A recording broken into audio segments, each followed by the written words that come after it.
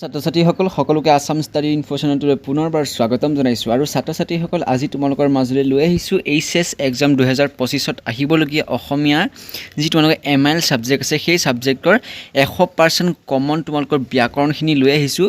Already মই তোমালোকৰ বাবে পাৰ্ট 1 বনাই থোৱা আছে। পাৰ্ট 1ত তোমালোকৰ যিসমূহ অসমীয়া পাঠৰ কুৱেশ্যন এনচাৰ আছে যিখিনি ইম্পৰ্টেণ্ট সেইখিনি তোমালোকৰ দিয়া আছে, গতিকে তোমালোকে ডেছক্ৰিপশ্যনত চাবা, নহ'লে তোমালোকে আইকন বটনত দেখিবা।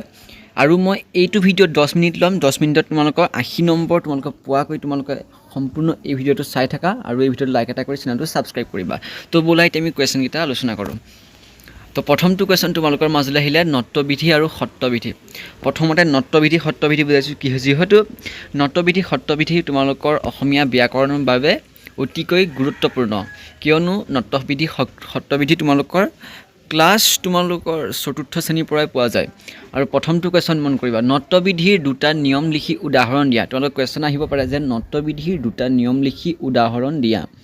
তো তোমালোকে উত্তৰটো লিখিবা, 1 দিবা, একেটা পদতে থকা ৰি ৰ হৰ পাছত দন্ত্যন্য আৰু মূৰ্ধন্য হয় তেন্তে যেনে ঋণ তিন বৰ্ণ কৃষ্ণ কৃষ্ণান। এইটো হৈছে প্ৰথম পইণ্ট, তোমালোকে ভালদৰে বুজি ল'বা। একেটা পদতে থকা ৰি বৈৰ মূৰ্ধন্যাসৰ পাছত দন্ত্যন্য আৰু মূৰ্ধন্য যেনে ঋণ তৃণ বৰ্ণ কৃষ্ণ কৃষ্ণান। আৰু 2 নম্বৰ অপশ্যনটো আছে, 2 নম্বৰ যিটো পইণ্ট আছে তাৰ পইণ্টটো চাবা। 2 নম্বৰ, এটা পদৰ ভিতৰত থকা ৰি ৰ হ আৰু নৰ মাজত স্বৰবৰ্ণ ক বৰ্গ প বৰ্গ ৰ ৱাব হ আৰু অনুস্বাৰ ব্যৱধান থাকিলেও দন্ত্যন্য বা মূৰ্ধন্য যেনে ৰুক্মিণী কৃপণ গ্ৰহণ পাষাণ আৰু দৰ্পণ। এই দুটা হৈছে পইণ্ট দুটা। তোমালোকে যদি পৰীক্ষাত আহে যে নট্যবিধি দুটা নিয়ম লিখা, তেনেহ'লে তোমালোকে এই দুটা পইণ্ট লিখি দিবা আৰু তোমালোকে মই যেনেদৰে দিছোঁ তেনেদৰে তোমালোকে নিজৰ বহীত লিখি লোৱা, ঠিক আছে। এবাৰ নেক্সট কুৱেশ্যন মন কৰিবা। কুৱেশ্যনটো আছে যে 2 নম্বৰ কুৱেশ্যন, অনুষ্ঠান আৰু প্ৰণাম কি কাৰণে মূৰ্ধন্য হ আৰু মূৰ্ধন্য ন হৈছে? উত্তৰটো হৈছে অনুষ্ঠান অনুসৰ্গৰ পিছত থকা স্থা ধাতুৰ হ মূৰ্ধন্যাস হয়। আৰু নেক্সটটো চাবা কি, প্ৰণামটো চাবা। এইটো প্ৰণামটো মই তোমালোকক চিন মাৰি দেখাইছোঁ। পৰে প্ৰ উপসৰ্গৰ পিছত নম শব্দ থাকিলে মূৰ্ধন্য ন হয়। এইটোৱে হৈছে ইয়াৰ এনচাৰটো। 3 নম্বৰ কুৱেশ্যন মন কৰিবা, তলৰ যিকোনো দুটা শব্দত মূৰ্ধন্য ন বা মূৰ্ধন্য স কি কাৰণে হৈছে লিখা।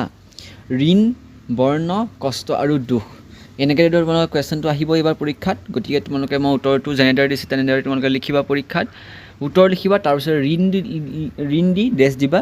একেটা পদতে থকা ৰি বৈৰ মূৰ্ধন্যাৰ সৰ পাছত দন্ত্যন্য বা মূৰ্ধন্য হোৱা বাবে। আৰু বৰ্ণ দি লিখিবা, একেটা পদতে থকা ৰি ৰ হৰ পাছত দন্ত্যন্য বা মূৰ্ধন্যৰ বাবে। আৰু কষ্টটো চাবা, কষ্টত তোমালোকে হ'ব মূৰ্ধন্যতৰ আৰু লগত যুক্ত হোৱা বাবে দন্ত্যন্য বা মূৰ্ধন্যাস হৈছে। আৰু দুখটো একেই, দুখ শব্দত স্বাভাৱিকতে মূৰ্ধন্যাসৰ ব্যৱহাৰ হৈছে। এয়াই হৈছে নট্যবিধি সত্ৰবিধি, একেবাৰে সহজ। 4 নম্বৰ কুৱেশ্যনটো মন কৰিবা। কুৱেশ্যনটো আছে যে এইটো গুৰুত্বপূৰ্ণ কুৱেশ্যন। কুৱেশ্যনটো আছে তৃণ বা কৰুণ শব্দত কি কাৰণে মূৰ্ধন্য ন ব্যৱহাৰ কৰা হয় লিখা। এনেদৰে তোমালোকে কুৱেশ্যনটো আহিব পাৰে যে উত্তৰটো লিখিবা, তৃণ বুলি দি ফুল ষ্টপ বা ডেছ দিবা। তৃণ শব্দত স্বাভাৱিকতে মূৰ্ধন্যৰ ব্যৱহাৰ হৈছে, চিম্পুল কথা। তৃণ শব্দত স্বাভাৱিকতে মূৰ্ধন্য ন ব্যৱহাৰ হৈছে। আৰু কৰুণটো একেই, তোমালোকে লিখিবা কৰুণৰ শব্দত স্বাভাৱিকতে মূৰ্ধন্য ন ব্যৱহাৰ কৰা হৈছে। একেবাৰে সহজ এইটো। তো সেয়াই আছিলে নট্যবিধি সত্ৰবিধি। এইবাৰ আমি সন্ধি প্ৰকৰণলৈ লৈ আহিছোঁ। সন্ধি তোমালোকক দেখাম। তোমালোকে আশা কৰিছোঁ তোমালোকে নট্যবিধি সত্ৰবিধিটো বুজি পাইছা। প্ৰথমটোৰ কুৱেশ্যন মন কৰিবা, সন্ধি কাক বোলে উদাহৰণ দি বুজাই লিখা। কুৱেশ্যনটো কৈছে যে সন্ধি কাক বোলে উদাহৰণ দি বুজাই লিখা। উত্তৰটো লিখিবা, ওচৰা ওচৰি দুটা শব্দৰ প্ৰথম শব্দটো শেষৰ বৰ্ণৰ লগত দ্বিতীয় শব্দৰ প্ৰথম বৰ্ণৰ মিলনকে সন্ধি বুলি কোৱা হয়। ভালদৰে বুজি ল'বা, ওচৰা ওচৰি দুটা শব্দৰ প্ৰথম শব্দটো আৰু শেষৰ বৰ্ণৰ লগত দ্বিতীয় শব্দৰ প্ৰথম বৰ্ণৰ মিলনকে কি বুলি কোৱা হয়? সন্ধি। সন্ধি বুলি কোৱা হয়। যেনে জগত যোগ নাথ জগন্নাথ, তৎ যোগ উপৰি তদুপৰি, পৰিযোগ কাৰ পৰিষ্কাৰ। একেবাৰে সহজ, তোমালোকে এইটো ভয় খাবলগীয়া কথা নাই, একেবাৰে সহজ হৈছে সন্ধিটো। ভাবিছোঁ তোমালোকে পৰীক্ষা দিলে পাৰিবা। আৰু কেইটামান তোমালোকক দেখাইছোঁ সন্ধি। কুৱেশ্যন আছে যে সন্ধি কেই প্ৰকাৰ আৰু কি কি তোমালোকৰ পৰীক্ষাত আহিব পাৰে।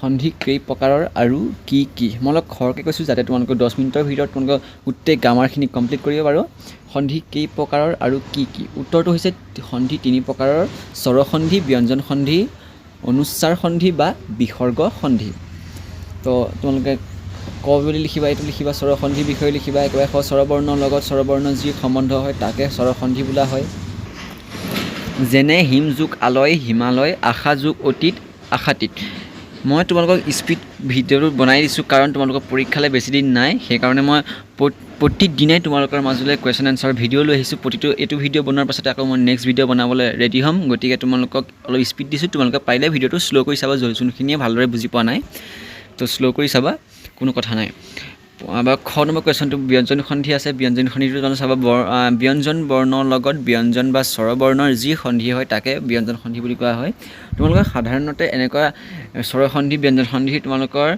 যিটো এনেকৈ বহাই দি তোমালোকৰ লিখিবলৈ নিলিখিলেও হ'ব যদি তোমালোকৰ নম্বৰ কম থাকে যদি তোমালোকৰ কুৱেশ্যনটো আহে যে সন্ধি কেই প্ৰকাৰৰ কি কি যদি এইটো কুৱেশ্যনত 2 নম্বৰ আহে তেতিয়া তোমালোকে 2 প্ৰকাৰৰ কি সন্ধি স্বৰসন্ধি ব্যঞ্জন সন্ধি এনেকৈ লিখি দিবা ঠিক আছে আৰু এটা সঁচাকৈ কি অনুচ্চাৰ সন্ধি 3 প্ৰকাৰৰ তো তোমালোকে এনেদৰে লিখি দিবা কোনো কথা নাই ঠিক আছে তো এবাৰ নেক্সট কুৱেশ্যন মন কৰিবা